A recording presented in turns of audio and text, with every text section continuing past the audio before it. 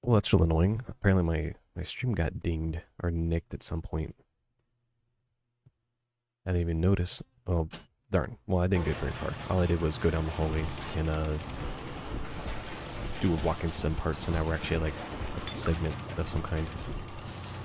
I'm thinking I'll do the gene tonic, just because I have some stuff that's probably more useful for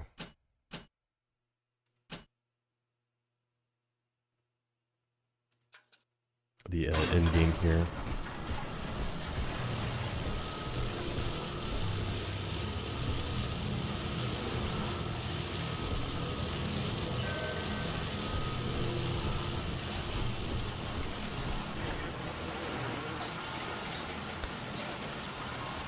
I'm annoying when the material doesn't just work properly. Oh well.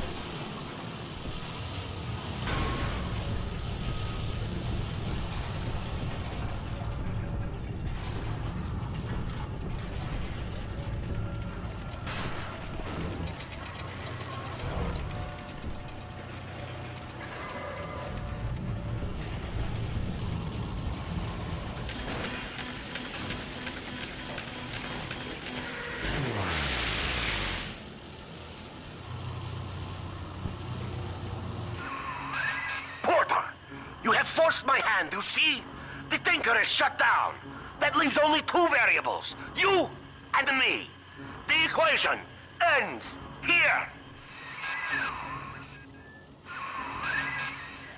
Herr Sigma, it is Dr. Tannenbaum. With the computer disabled, Minerva's den is falling to pieces. No pressure regulation, no air supply. You must defeat Vol and bring the Tinker back to full power.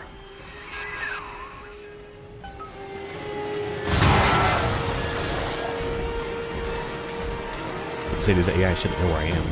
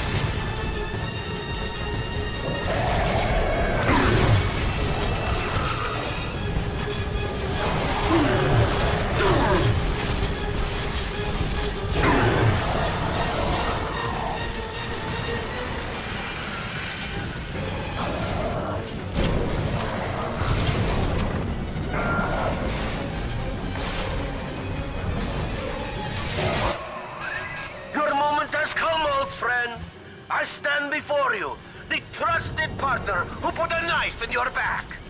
Do not disappoint me.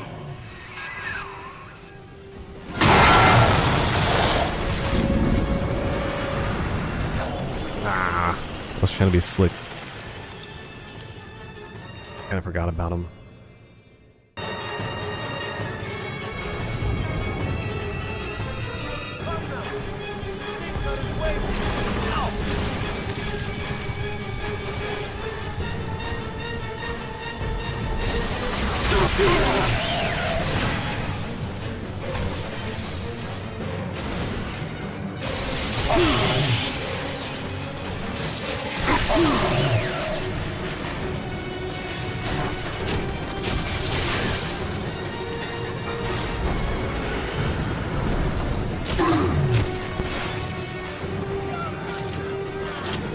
What was this in that thing? What was that in that thing?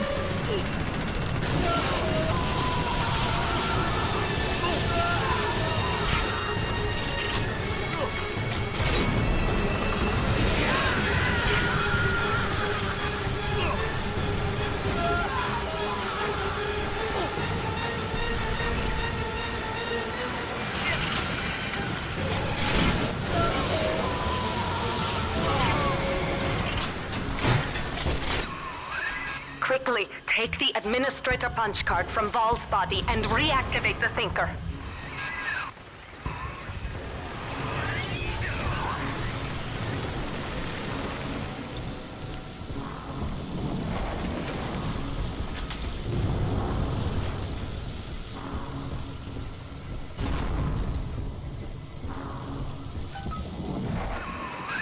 Mainframe reactivated.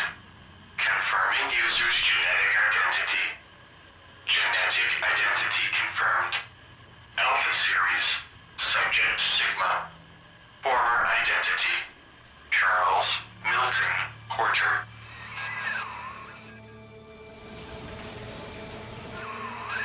Welcome back, Milton. System ending personality duplication. Subject Charles Milton Porter.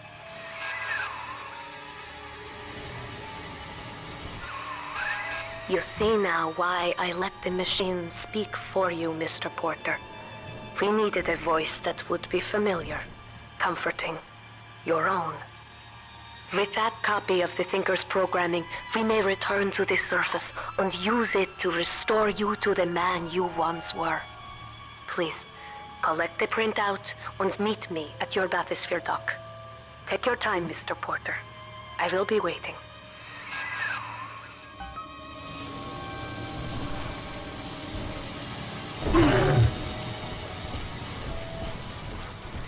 Oh, that's actually a pretty good twist ending in comparison to the base game endings for even both games.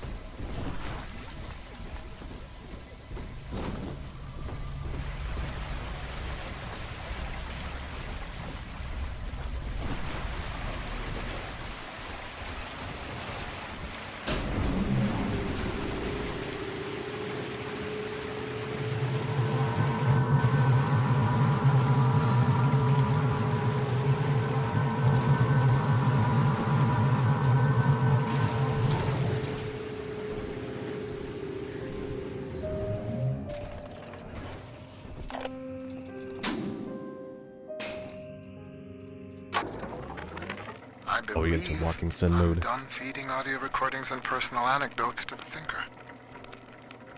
I am set to test the personality duplication function. Target personality, Pearl Porter. Thinker, are you ready? Yes, Milton. Starting test. Hello, Pearl. Hello, Milton. How... How have you been? Just wonderful, Milton. I've missed you, though. It's been so long. Pearl, No. No, this isn't right. It isn't her. Thinker, stop the test. But what's the matter, Milton? Oh, God. Don't you still love me? Oh, God, Oh, God, I said end function, Thinker. Now! It's over.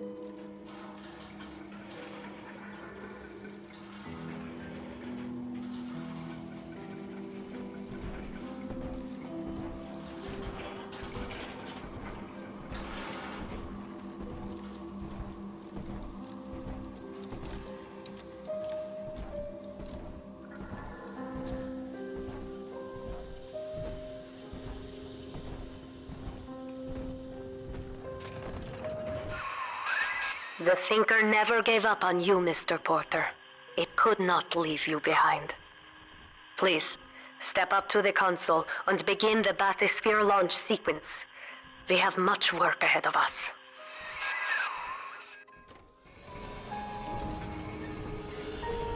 I guess it's supposed to explain what happens to her.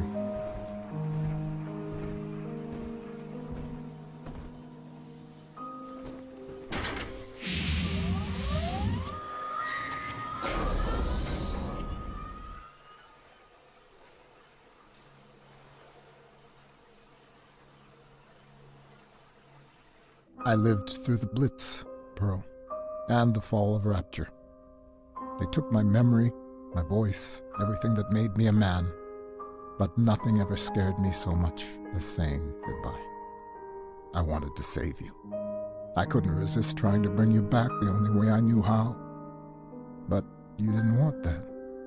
I know it now, and I think I'm finally ready to let you go your way. I stand here with the sun on my face, and it's almost like I can feel you smiling. Goodbye, Pearl. I love you more than I've got words for. Milton.